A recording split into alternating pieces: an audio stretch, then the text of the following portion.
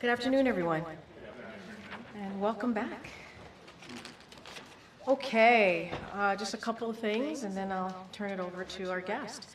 Today, President Biden spoke virtually with people from across the country who shared how the Biden-Harris administration's Investing in America agenda is benefiting their lives and how it is planting the seeds for a brighter future for their community. The call included local elected officials, community leaders, and people who are benefiting directly from the Biden-Harris administration's agenda, including from lowering healthcare and energy costs, local economic development, once-in-a-generation investments into America's infrastructure and competitiveness, and so much more. This is the first in a series of conversations President Biden will have in the upcoming weeks. He will talk about how the Biden-Harris administration's historic agenda is creating jobs and opportunity, strengthening communities, lowering costs, and building a better future for Americans. Looking ahead to the president's schedule for the rest of the week, on Thursday, the president will travel to Wisconsin. On Friday, he will travel to Michigan. During these visits, the president will highlight how his Investing in America agenda is ensuring a brighter, more prosperous future for families. And now I am thrilled to introduce Secretary Tom Perez, former Secretary of the Department of Labor, obviously, Director of Intergovernmental Affairs, to talk about his engagement and what he's experienced on the ground, talking about investing in America, and also talking a little bit about what the President was able to do moments ago. Excellent. All right. Thanks, Karine. Good afternoon, everyone. It's great to be here with all of you. As you heard from Karine and you saw recently, a few minutes ago, quite frankly, from the President, President Biden kicked off the first in a series of engagements to highlight the impacts of his Investing in America agenda. In addition to the travel that was described to Wisconsin and Michigan, he will have conversations on a regular basis with American families who've been positively impacted by the historic investments of the Biden-Harris administration. He'll also hear from mayors, local elected officials, community leaders, and others about how these investments have transformed their lives and their communities. And as a senior advisor to the President and the director of our Office of Intergovernmental Affairs, I work closely with state and local elected officials, with union leaders, faith leaders, community leaders. I've had the privilege, to make a long story short, of making a lot of house calls in communities across the country over the past 15 months or so, and observing how they've been transformed by this Investing in America agenda. You're well aware of the historic progress that the Biden-Harris administration has made in job creation, healthcare access, and so many other critical areas. Behind every statistic, I learned a long time ago, is a real person, a family, a community that's seen progress and seen hope. When I went to Wausau, Wisconsin, for instance, I joined the Thau family in front of their home that they've owned for over 40 years. And for as long as they lived there, they'd been drinking lead-contaminated water. Through funding from the bipartisan infrastructure law, they had their pipes removed and replaced by union labor, I might add. One of their young grandkids even helped switch on the new water service line. Thanks to the President, 3 generations of the Thau family now have access to clean water. No family should have to worry that the water from their tap will poison their kids or their grandkids. President Biden and Vice President Harris know that a fighting chance at the American dream includes access to clean water and have made this historic commitment to replacing every lead pipe in America, in homes, in schools over the next decade. In the Osage Nation in Oklahoma, I met a mom who had moved off the reservation in search of opportunity. She didn't want to leave, but she needed to find work. After our administration invested $40 million to deliver affordable, high-speed internet to the Osage Nation, she returned home and got a job installing the fiber optic cables that will bridge the digital divide across the reservation. She loves her work, and she loves serving her community. In today's world, high-speed internet is like water. It's an essential public good that should be affordable and accessible to everyone. It's also a healthcare imperative.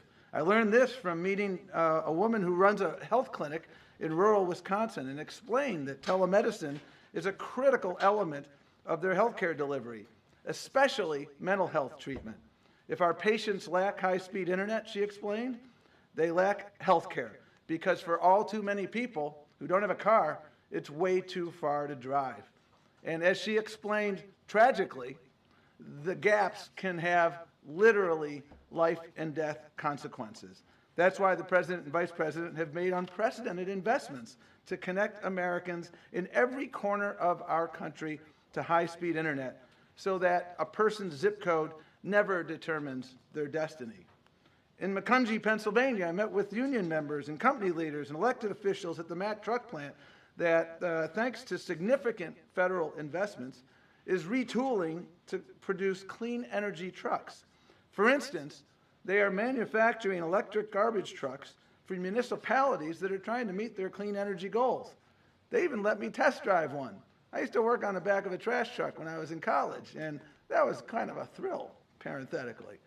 But in communities like Macungie, one of the greatest fears that parents have is that their children will have to leave town to chase opportunity, to find a good job. These investments in Macungie and in other communities like Macungie across the country are changing that equation across America. Grandparents don't have to get on a plane to see their grandkids because their sons and daughters have gainful employment in local union shops like the Mack truck plant. An IBEW member from Alaska told me a while ago that, thanks to the infrastructure investments from the Biden-Harris administration, he has work for the rest of his career. And his son, who also is now a member of the union, has worked for years to come. I frankly heard the same thing yesterday from union members in Pittsburgh when I traveled there with the president. The sense of hope and optimism is indeed contagious. I was with Mayor Turk in Allentown, Pennsylvania, and he introduced me to the De La Rosa family, a hardworking family that was struggling to make ends meet because the dad had some health issues and was having some challenges. But thanks to funding from the American Rescue Plan, they were able to move out of their very small apartment that didn't meet their needs into a subsidized, newly constructed townhouse apartment that finally gave their family some breathing room. Their son David, who is 18 years old, gave me a tour. And his highlight, as he said to me, and I remember this like it was yesterday, Tom, I've never had a backyard before. And he showed me the backyard. First time they ever had one. And by the way, he's got a full ride to UPenn and just started last week. And we're going to continue to stay in touch because Mayor Turk and mayors across America, Republicans and Democrats, have said to me repeatedly during my House calls that they have never had the opportunity to do more good for more people than they've had over the last 3.5 years, thanks to these investments by the Biden-Harris administration. And I'll note that business leaders have expressed a similar sentiment. As a former labor secretary, I have a habit of talking to businesses, and I always ask them the same question. What keeps you up at night? The most frequent response I hear these days is workforce. We have a workforce shortage. We have so much opportunity. We need to make sure that we build the skilled workforce to compete. That's undeniably a challenge, but it's a great challenge to have. And it certainly beats the alternative, which is having no work. And one of the glaring lessons I've learned from my travel and conversations with these mayors is how prior waves of infrastructure investment actually created or exacerbated opportunity divides in communities across the country. You know, the fact that American English has the phrase wrong side of the tracks tells you something, tells you everything you need to know about our awareness deep down that infrastructure can divide just as much as it can connect. In my travels to places like Pittsburgh, Milwaukee, Buffalo, Denver, Syracuse, to name only a few, I observed firsthand how prior infrastructure projects from prior generations, like highways and bridges, literally cut generations of families of color off from opportunity, all in the name of progress. In partnership with mayors and state and other local officials, we have been steadily investing to redress these historical wrongs, including impacted communities in the process. In each of these cities, I've heard from residents who are encouraged by the possibilities these investments present for them and for their communities. Smoother transportation routes equal access to jobs, education, and healthcare, more green space, cleaner air. In short, reconnecting communities has been about and will continue to be about reconnecting opportunities. We want out of the shadows. That was what a person in Syracuse, New York said to me, referring to literally the shadow that I-81 cast along the middle of her neighborhood when it tore it apart. That's ultimately what investing in America is designed to do. It's designed to lift communities out of the shadows, lift the tide so that it floats all the boats, not just the yachts. President Biden has kept his promise to be a president for all people, from small towns to big cities, red, blue, purple states, places that for all too long were overlooked or left out. Because of the president's actions and the vice president's actions and vision, Americans all over the country are seeing and feeling a better, fairer, and more prosperous future on the horizon, a future of endless possibilities. I've had the privilege of seeing those possibilities, and it is indeed exciting. So thank you, and we're happy to take whatever questions folks have. Thank you. Thanks for being here. Just on the investing in America agenda that you were talking about, is there anything you can share on just how the president's thinking about these projects, these goals might have shifted, how he may be sort of reorienting himself since he decided not to seek a second term, for example? Are there projects that he is now viewing with added urgency than compared to a couple months ago? Well, I think the president views every project with urgency because he knows that behind every project is a community clamoring for change and hope and opportunity. And, you know, throughout all of these projects, we have seen real progress. I mentioned Internet for All. We're making progress through the infrastructure bill in ensuring that we are dealing with middle mile, last mile, every mile. And this work is going to continue. I'm frequently asked, well, you know, can we do this faster? And the president has a healthy impatience for progress. And so we're going to continue working with our agency partners to ensure that we can break ground on every project where we've moved forward and get as much done as soon as possible. But, you know, when you're trying to correct a problem that is 50 and 60 years in the making, you know, the reality is that you don't replace every lead pipe overnight. It's not an on-off switch, but we're making tremendous progress. The president and the vice president are very good at setting benchmarks and holding ourselves accountable. The cabinet secretaries as well, and so we'll continue that work. Thanks. In your travels to Pittsburgh and throughout the Rust Belt, what kinds of conversations are you having with unions, companies, workers about the proposed takeover of U.S. Steel and what that would mean, and how is it informing administration policy right now? Well, the president spoke very clearly about that fact yesterday. Well, he's spoken about it multiple times, as recently as yesterday. U.S. Steel is an iconic United States company, and in his judgment, should remain an iconic United States company. And so I think the president has been very clear on that and will continue to be. And our conversations yesterday with union members were very much along those lines. And is the Administration going to actively move to block that deal? Well, there's a process underway now that is working its way through, and I won't comment further because I want to respect that process.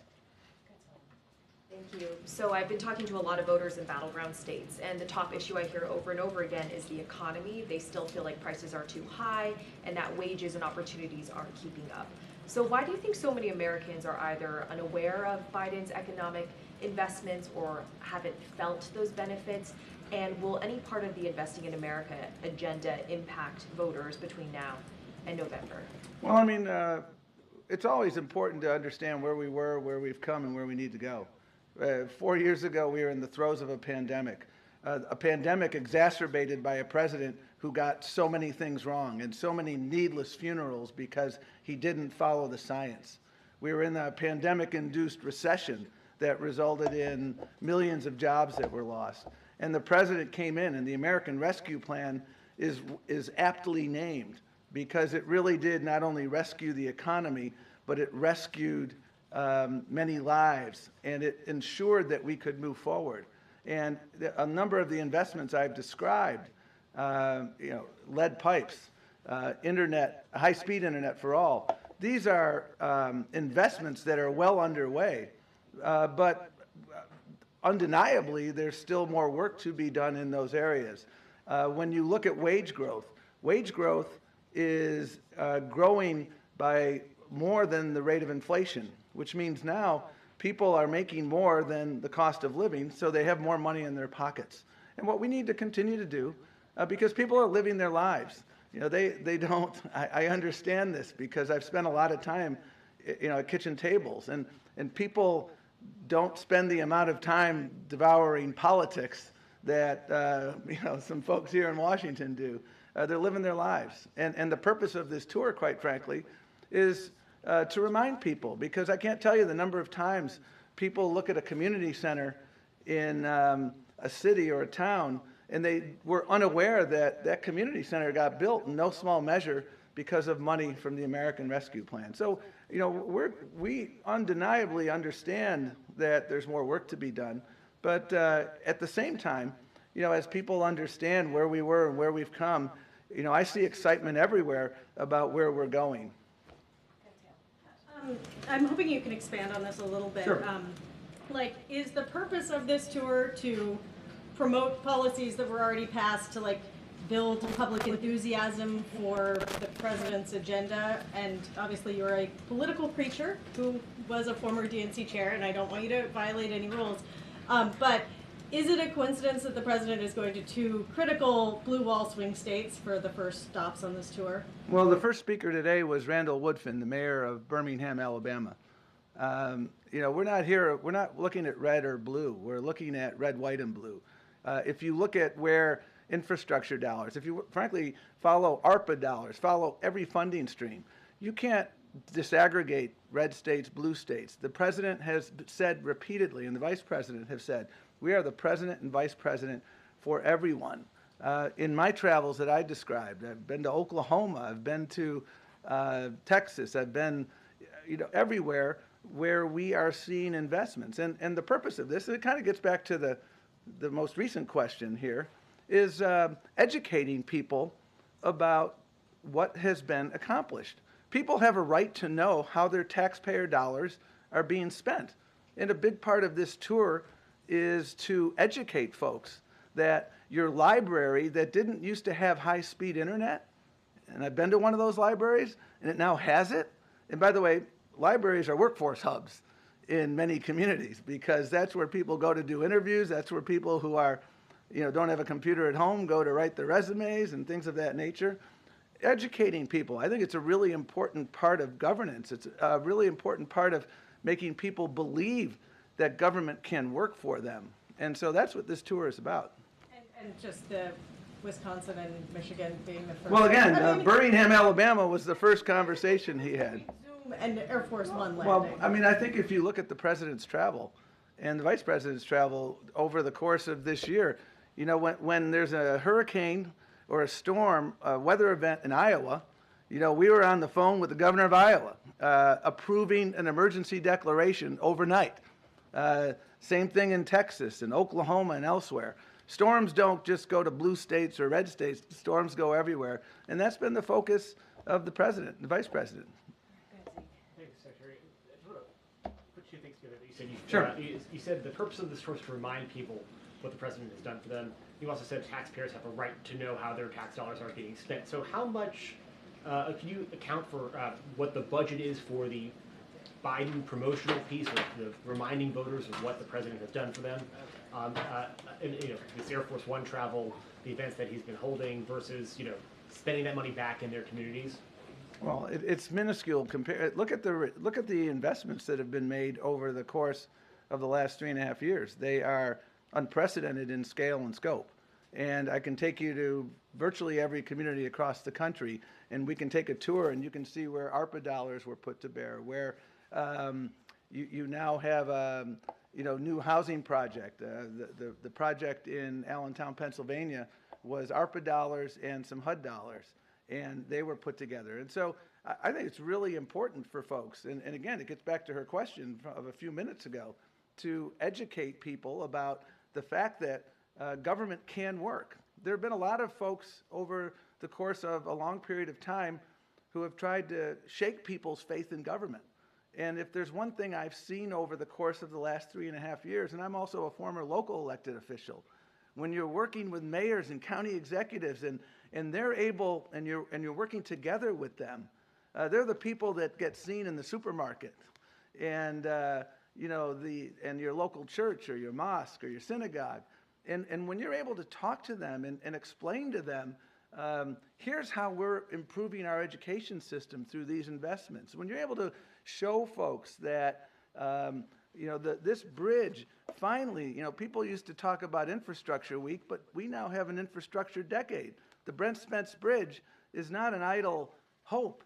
It's about to break ground in the months or so ahead because of work from actually Republican and Democratic people coming together. But why should taxpayers foot that bill to burnish the president's legacy? Should campaign dollars? This isn't a legacy issue. This is about educating the American people about what we're doing and what we're accomplishing so that they can see the fruits of their taxpayer investments. Hi, Tom. Thanks for doing this. There's one word that I did not hear in your remarks, and that's Bidenomics. So is this infrastructure spending part of Bidenomics? This infrastructure spending is part of ensuring that every community in the country, you have safe infrastructure, you have infrastructure projects that are inspired by considerations of equity. So you're not building I-43 and I-94 in Milwaukee by taking out 15,000 black homes and 1,500 black businesses. And people can understand that it's a project that's going to work for everyone. That's everything that the president has done, whether it's the CHIPS and Science Act, whether it's the infrastructure bill, whether it's the American Rescue Plan, whether it's the Butch-Lewis Act, which helped literally millions of retirees retain their pension, their hard-earned pension. These are all about opportunity and making sure that people get a fair shake and making sure we're addressing our climate imperatives and making sure we're building an economy that works for everyone. But it's not using the word Bidenomics and acknowledgement that that messaging didn't work. It's about results. And that's what this tour is about, showing results from our investments. It was a yes or no question. Hey, Phil. A moment ago about high-speed internet, and I wanted to ask you, Brendan Carr, one of the commissioners on the FCC, has expressed frustration that despite the $42 billion that was included in the president's infrastructure bill in 2021 through a program called the Broadband Equity Access and Development Program, that not a single project is underway and not a single home has been connected to broadband as a result. Is that accurate? Can you tell us? I'll have to talk to the families who've been connected as a result of middle mile programs. I was up in New Hampshire 7 months ago. This program specifically? Well, I don't know. I did not get the precise funding stream through which the homes of people I met in New Hampshire are now connected, or the library in Wisconsin is now connected. But what I can tell you is because of leadership at both a federal and a state and a local level, these communities and federal dollars, these communities now have, affordable, high-speed internet. The one thing I will say about, the FCC is we work very closely with them to make sure that people who couldn't afford internet could get a subsidy. The American Connectivity Program was something the President and the Vice President very strongly supported. It expired in May, I believe, of this year, and we spent a lot of time. We sent over a supplemental budget request, and by the way, almost 50% of people eligible for that subsidy are military families. And that's unfortunate that the Republicans in Congress chose not to extend that, because more people participated in that program than were participating in food stamps. This is not a small program, $42 billion. I mean, that's a big deal. Does the White House have an estimate of how many homes have been connected to broadband? I don't have that at hand, but I can certainly work with you to answer that question. Sure. All right, thank you, Tom. Thanks a lot. Appreciate it, thank you. Take care. All right, first time at the podium. Thank you, Mr. Secretary. Okay, Zeke, I don't have anything else at the top, so go for it. Thanks, Karine. What did the president mean when he said Israeli Prime Minister Benjamin Netanyahu wasn't doing enough to reach a hostage and ceasefire deal? So here's what I'll say. He was asked a question by your colleague, a direct question, and he answered it. What I will say, I think more broadly, which is important to note, and the president said this in his statement over the weekend, is that make no mistake about it, Hamas leaders are going to pay for these crimes. And he and his team, for sure, will keep working around the clock to get this hostage deal done.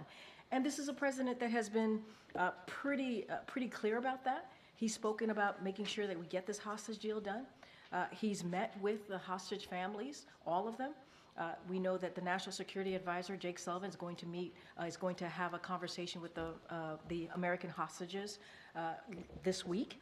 And so this is something that we are working, again, around the clock, 24/7. This is something his team is really steadfast, making sure that they're continue to be focused on this.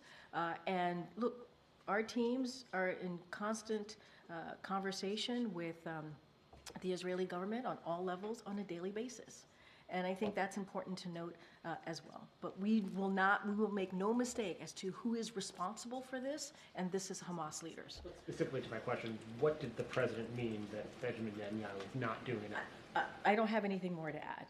The president was asked a direct question. He answered that question. What I can say is that, what I can say is this, is that we have made it very clear. The president over the weekend made it very, very clear as to who is responsible. It is devastating. The heinous acts that we have seen by Hamas is devastating.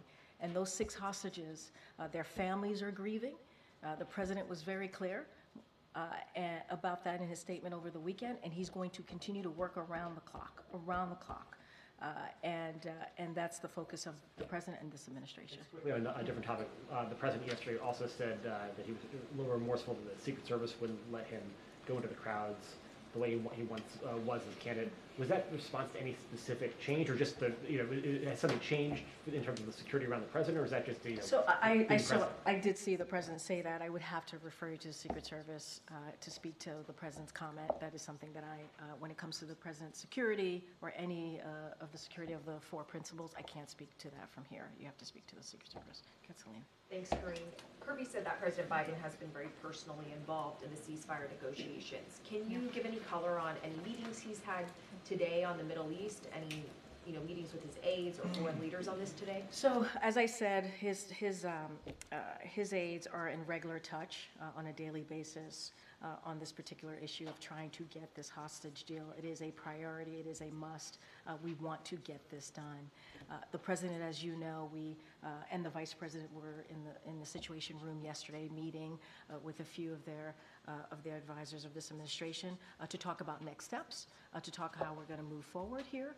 We talked about how we are also continuing to engage with our co-mediators, which is Egypt and Qatar. That continues. And so the president gets daily updates from his team. He had the PDB this morning and got an update from his team then. And so he is, and has had even during the past 2 weeks, we have read out multiple conversations that the president has had with leaders in the region, including Egypt and Qatar. So that is not going to end. The president focuses on that on a daily basis. He is passionate, committed, wants to see this happen, and his team is working around the clock to get this deal done, and that's what we're going to focus on. Was the last person to face Donald Trump on the debate stage. Vice President Harris will be doing so in a week. Has President Biden shared any pointers or advice to the Vice President? So as you know, they were together yesterday. They were shoulder to shoulder, right? As they have been in the past 3.5 years, working on behalf of the American people. You certainly will continue to hear, as we heard from Secretary Tom Perez, on what we're going to do to continue to make sure we deliver on the unprecedented results that we've gotten for the American people. Look, what I can say, and I'm going to be super mindful, because there is the Hatch Act, as I say all the time. I know you guys love me saying that. The best choice, this is the president that said this, the best choice that he's ever made is to pick the vice president as his running mate. And so he is certainly very proud of the vice president and has seen her as a critical partner over the last 3.5 years. They talk regularly. They talk very much regularly. You saw them yesterday, and they certainly stay in touch. I just don't have anything beyond that to share. Okay, go ahead, Trevor. What more could Prime Minister Netanyahu be doing to get a deal done in the president's view? So look, I don't have anything to add or any color or anything more specific to add to what the president said yesterday. Again, he was asked a direct question. He answered it. Don't have anything else to add. What we're going to continue to do is continue to have conversations on next steps with our co-mediators, as I mentioned moments ago, Qatar and Egypt, to figure out how to move forward. We are committed, this president is committed to making sure that we get a ceasefire deal. We got to remember what this means. This means that it ends the war. The president wants to see this war ended. The president wants to see the Palestinian people continue to get relief. We want to up the assistance into Gaza to the Palestinian people, and we want to get hostages home. We want to get hostages home to their family. And what we, the story that came out over the weekend of these 6 hostages, obviously one of them being an American citizen, is devastating. It's devastating. It was a devastating news and heinous act that we saw by Hamas. Does the president regard any of the Israeli demands that have been put on the table during these negotiations as unreasonable? I'm not going to negotiate from here. As my colleague from NSC, Admiral Kirby, said as well, we just are not going to negotiate from here. We're not going to go point by point here. We are looking at all options, as we have said before, and we're going to continue to have those consultations with co-mediators, Qatar and Egypt. I just don't want to get ahead of that from here. Does the president see Prime Minister Netanyahu as a good faith actor in these negotiations? Look, the president sees the prime minister as someone he has known for some time now, for decades. They tend to have honest conversations, direct conversations. I'm going to not get into a yes or no here. I'm going to get into what I know their relationship to be. And I think that's what's important. The president wants to get this done. And I'm just going to leave it there. Okay, and when is the president going to speak to the prime minister next? I don't have anything to read out. As you know, over the past several months, almost a year now, the president has talked to the prime minister several times, and we have read out those conversations. I just don't have anything else beyond that. And I also added a couple times moments ago that our team here talks regularly to the Israeli government on all levels on a daily basis, because we want to get this done. We want to get this done. Thanks, Karine. You referenced the president's statement over the weekend saying that Hamas leaders will pay for their crimes. Are you making a specific reference to actions the U.S. is planning to take to ensure that that will happen? So I'm not going to get into, as you know, we just don't telegraph those types of things. We wanted to send a clear message, and we did. The latest events were heinous. There were heinous murders. And Hamas has even more American blood on its hands. And that's what we want to make sure. And as you stated to me, Hamas leaders will pay for this crime. I'm not going to telegraph from here, from this podium, what that's going to be. That's not something I'm going to do from here. But we wanted to make it very clear about who's responsible and how, and where the United States is on this. So you are saying that you are referring to that outcome coming from the U.S.'s actions? Can you just clarify whether you're talking just generally about eventually Hamas will pay for what they have done, or are you talking about the administration ensuring that something will happen, action will be taken to make sure that Hamas leaders will pay for I'm their not going to crime? go beyond the statement. As I said, Hamas leaders will pay for this crime. What we saw over the weekend was a heinous, the latest, heinous murder, and that's what it was. And so we are going to be very clear on calling that out.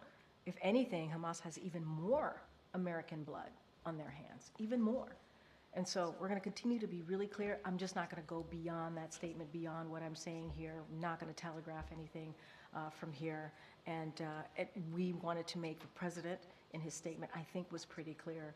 But we do not telegraph on what that could look like. And just following the death of another American hostage, can you talk to us about where the administration is now on the idea of some kind of deal, some kind of attempt to rescue just the American hostages, not as part of a broader package? No, I understand the question. I know that's come to us a couple of times. I'm not going to get ahead of what we're trying to do right now, which is get a ceasefire deal.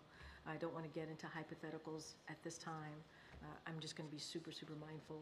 We are going to focus, continuing to have our conversations, consultations with Qatar and Egypt on the next steps on how to get this done. It is a priority for us, and so not going to get beyond the hostage deal that we're trying to get at this time. Is the president concerned that there could be another moment, another day when he learns that an additional American hostage has been killed as he's working on this deal? I mean, he's the president of the United States, and he cares about American citizens. He cares about innocent people. And this is why he's been working around the clock with his team. His team has been leading this effort and working around the clock in getting this deal done, of course. And we can't predict what's going to happen next. We can't. And so, these are dynamic situations. And so we have to continue to work around the clock to get this done, and that is the president's commitment. I don't think I've seen you in the briefing room before. It's nice to be here. Yeah, what's your name? It's Scott McFarland. Hi. Oh, that's right. Hi. Good to see you. Let's talk about this some more. Yeah, This is lovely. sure. Let's go have some back and forth. Hey, Scott. Last month, the president in an interview said he's not confident at all about a peaceful post-election in America. What's the White House's concern about unrest, baseless challenges to election certification, and is the administration doing anything to prevent or protect against danger? So I'm going to be really also very thoughtful here, not get ahead of what's going to happen in the upcoming months. I think, and going back to the answer that the president gave, if you saw what happened on January 6th in 2021, I think any president who cares about our democracy, who cares about our freedom, who cares about free and fair elections, who truly cares about that, would be concerned. You can't be blinded by what happened under the last president. You can't be blinded or forget what happened on that day when 2,000 mobsters, or not mobsters, but a mob of 2,000 people attacked the Capitol. They did. They attacked the Capitol. And they were told to go after the former vice president. And they were told that the elections that had just occurred, that dozens of Republican judges said it was free and fair, and the results were the results. They didn't believe in that. And so that is a scary thought. That is a scary thought. The president obviously is going to do everything that he can to protect our democracy, to protect our freedoms, to protect the free and fair elections. And, and that's what he was talking about. All you got to do is go back 3 years and see what happened and see what the former president did and what he led, But obviously I'm not going to dive into the specifics of that. There's There's an investigation, but we heard from the former president what he said directly, and so I'm going to be super mindful. But yeah, the president said it himself. He has concerns.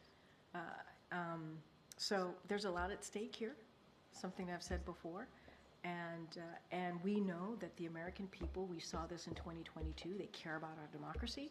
They care about freedoms. This is something that they truly want to see protected, and that's something that the Biden-Harris administration is going to continue to work on to protect that democracy and freedom. Okay, Gabe. Thanks, Karine. Does the president support the 10,000 hotel workers that went on strike? So we have seen the reporting of what's currently happening with Unite Here. The president was out and about yesterday with the vice president in Pittsburgh on Labor Day, which is something that obviously the president, when it comes to labor, when it comes to being the most pro-union president, he is very proud to have that title. Look, so what I can say as far as Unite Here and the 10,000 workers, I believe in 24 or 25 hotels that we're talking about now. We support collective bargaining. That's something that the president has said throughout his career and believe it's the best way for Americans, American workers and employers to come to agreement that works for all parties. All workers, including hospitality workers, should have good jobs with fair pay and benefits that give them the opportunity to provide not just for themselves but also for their families. And that's what the president wants to see. So what we will encourage, this is what we've done before when we've seen these types of strikes, is we encourage for folks to come to the table, negotiate in good faith towards reaching a strong contract. And that's what the president believes, and that's what the president wants to see.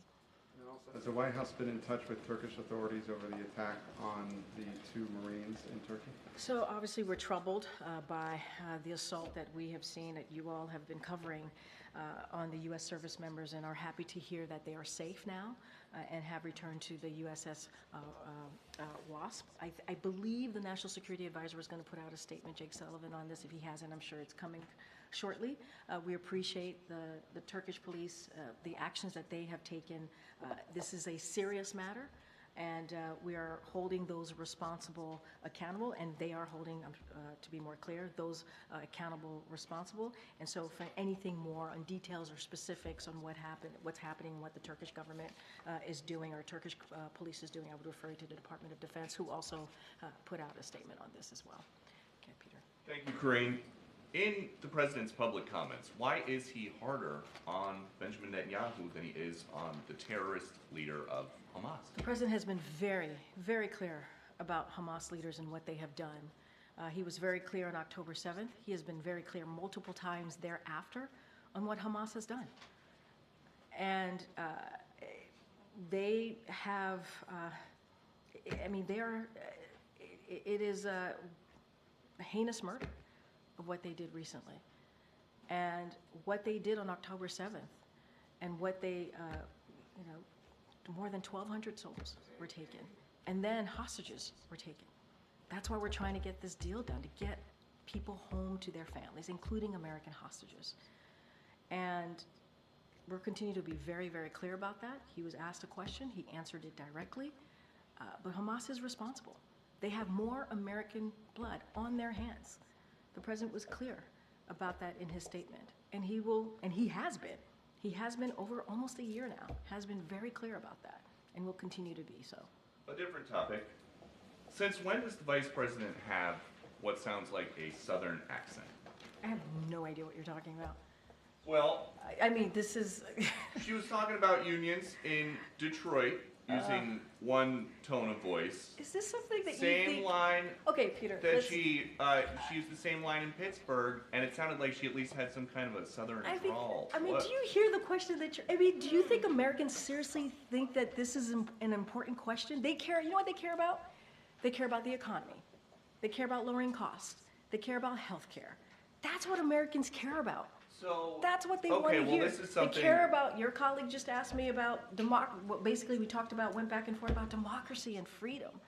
That's what they care about. I'm not even going to entertain some question about the president. It's just, hearing it sounds so ridiculous. Well, but hearing it is...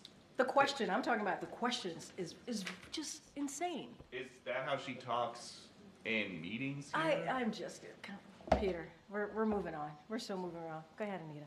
Thanks.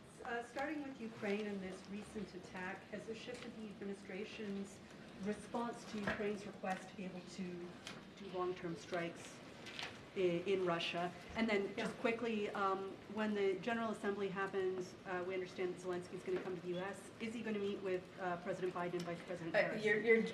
Your last question, you're jumping way ahead of me. I don't have anything for you as far as President Zelensky specifically attending, not attending. I mean, that's something that you would have to talk to the Ukrainian government. What I will say is the latest strike is obviously, it's horrific. It's a reminder of Russia's brutality. It's something that we cannot forget. It is also critical that the world continues to stand with Ukraine as they are fighting for their sovereignty, as they're fighting for their freedom. And so what we can say from here is that President Biden has been very clear for his support for the Ukrainian people, and that continues to be unshakable. And that's what I can say. As far as our policy, to your first part of the question, nothing has changed. I don't have a change of policy to speak to. The moon. Shooting for the moon. President of China is coming to the APEC meeting in Peru. President Biden is expected to attend. Are they going to meet? I know National Security Advisor Jake Sullivan spoke to this when he was doing his press conference and when he was in Beijing, I believe last week. I lose track of days and times sometimes. And so I don't have anything to share beyond on what the National Security Advisor shared during his press conference. So I'll leave it there. The president returned from Pennsylvania yesterday. He made a statement to the pool about not getting back out into the large crowds, that the Secret Service saying essentially that it was too dangerous. Can you clarify? Yeah, I was just asked this question, I believe, by Zeke, your colleague, moments ago. I don't have anything else to share beyond what I just shared with Zeke. I believe you asked me this question. Okay, good. But I just don't have anything to share. No, you have to, this is, when it comes to the president's security or any of the principals, Secret Service, you have to talk to Secret Service about that. They can share more if they choose. And he is going back on the campaign trail this week, so nothing has changed. Nothing has changed as far as his travel. We are going to be out there. As you just heard me speak to him going to Wisconsin on Thursday. He's going to be in Michigan on Friday. We just got back to your point in your question when he was answering answering question or making a statement yesterday. He was in Pennsylvania. He's looking forward to it. He's looking forward to being out there, speaking directly to the American people, talking about what we've done this last 3.5 years. And so he's excited about that and wants to continue that. Thank you. The Vice President released a political ad this morning where she mentioned that price gouging is a problem in the United States when it comes to grocery prices.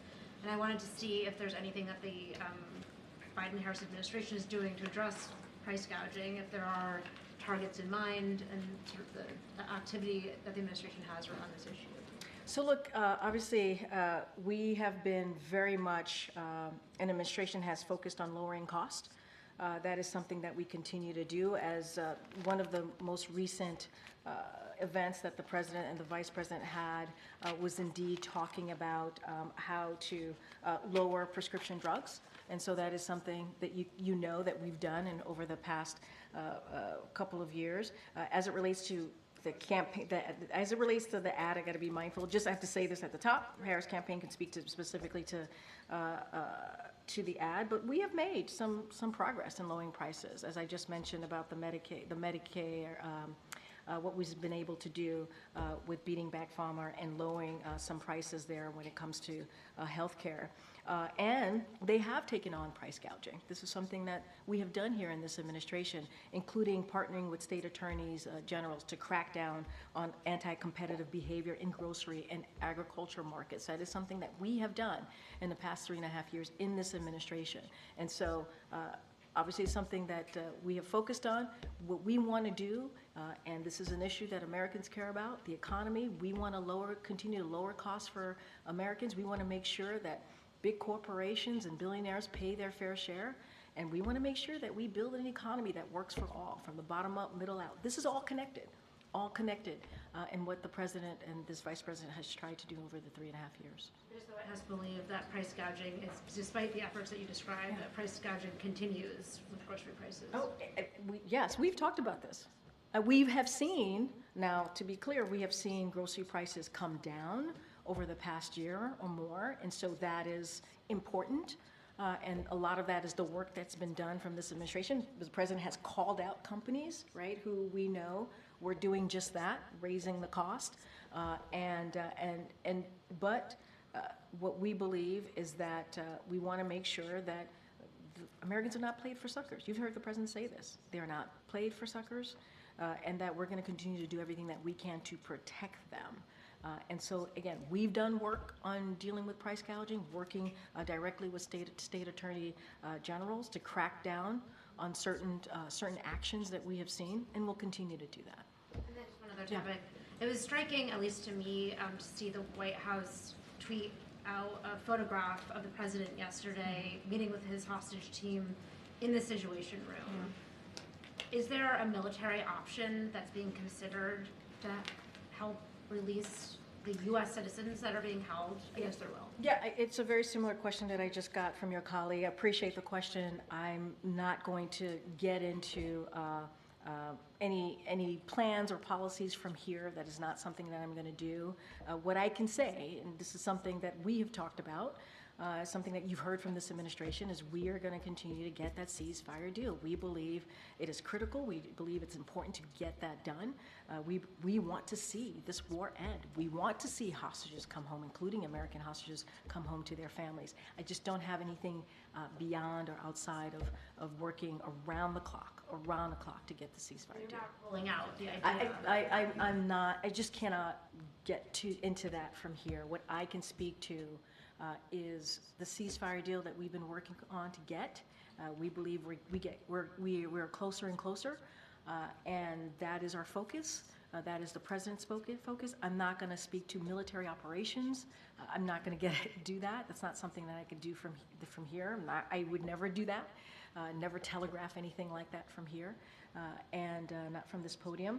And so that's what I can say. Our focus, ceasefire deal, working continuously with our co-mediators, Qatar and Egypt, on next steps on getting to that hostage deal. That's our focus, okay?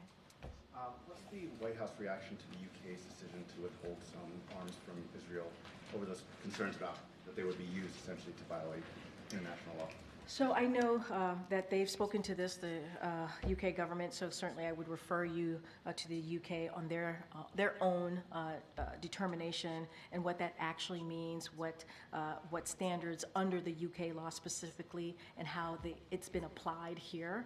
So that is something that they have to speak to. I just don't have anything beyond that.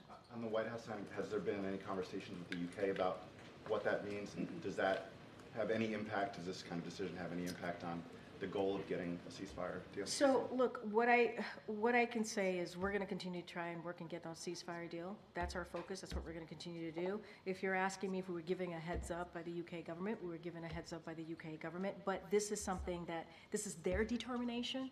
This is something that they have to speak to and how they get to that decision. We are determined to get and committed to get the ceasefire deal. Our commitment to Israel's security remains ironclad. That is something that we're committed to, and we've said this. We've said this from this podium many times.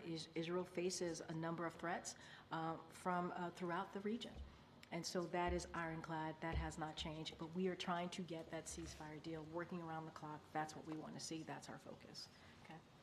How concerned is the White House for Vladimir Putin getting a red carpet welcome in Mongolia despite an arrest warrant of the ICC?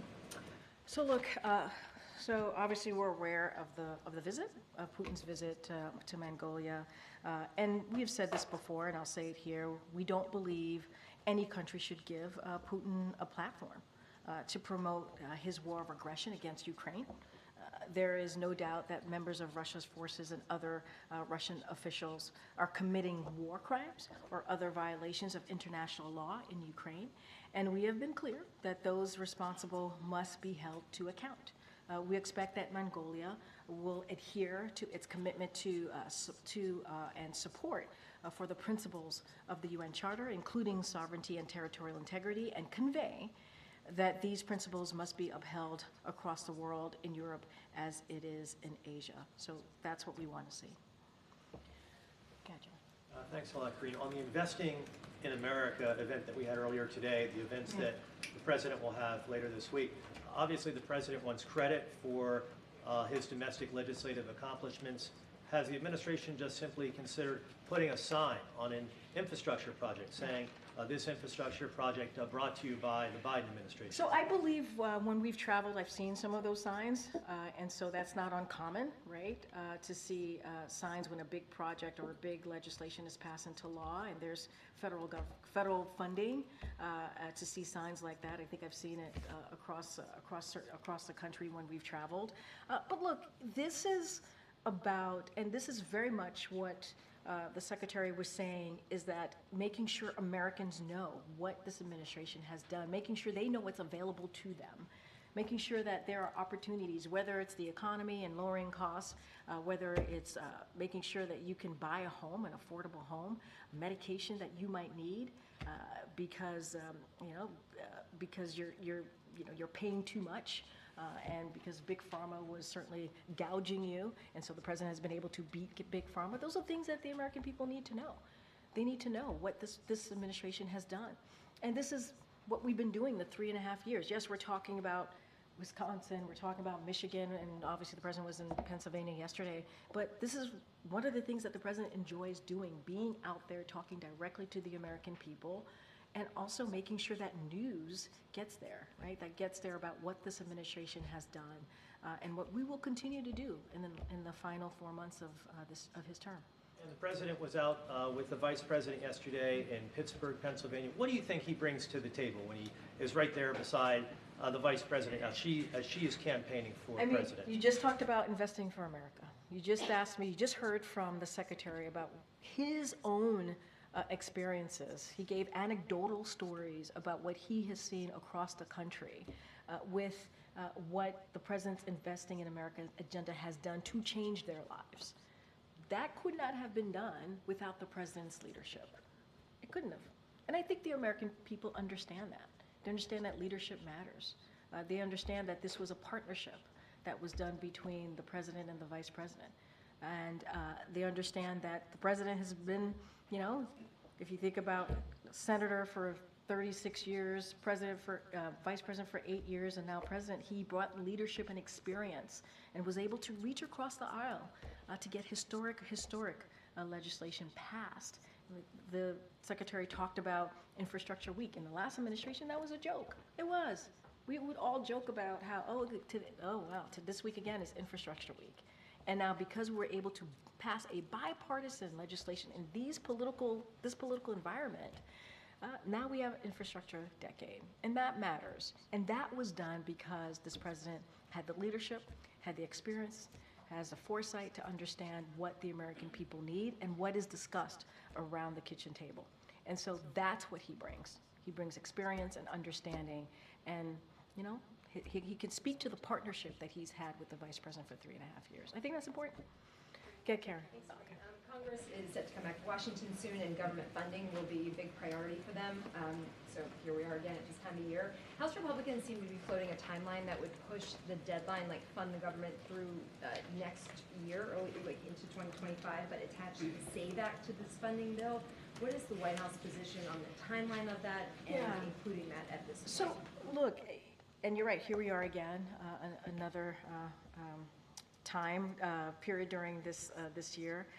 This time of year, I should say. Look, House Republicans need to stop wasting time on extreme policies and do their job and keep the government open, and they could do that by passing a clean CR. A clean CR. This is something that they can do. And so, look, we said it in a statement of an administrative policy. We said this in July. We strongly oppose this Republican stunt. And as fact checkers across the board have made clear, it is already illegal for non-citizens to vote in federal elections. It's already illegal. If congressional Republicans truly cared, if they really cared about fixing the broken immigration system and securing our border, they would actually pass this bipartisan proposal that came out of the Senate. Instead, they got out of the way because of what the former president said to them. Donald Trump said, do not pass it. Do not move forward with this proposal. So we want to see a clean CR. That's what we want to see. And what kind of outreach is the White House doing with the Hill at this point? And does the president have any plans to engage with congressional leaders? Look, I don't have anything to speak to as it relates, we don't have anything to speak to as it relates to the president's engagement specifically on this issue. As you know, we have an Office of Leg Affairs. That Office of Leg Affairs is in constant contact with members in Congress about an array of issues, important matters that the American people care about, and so we're continuing to do that. All right, everybody, thanks. See you tomorrow.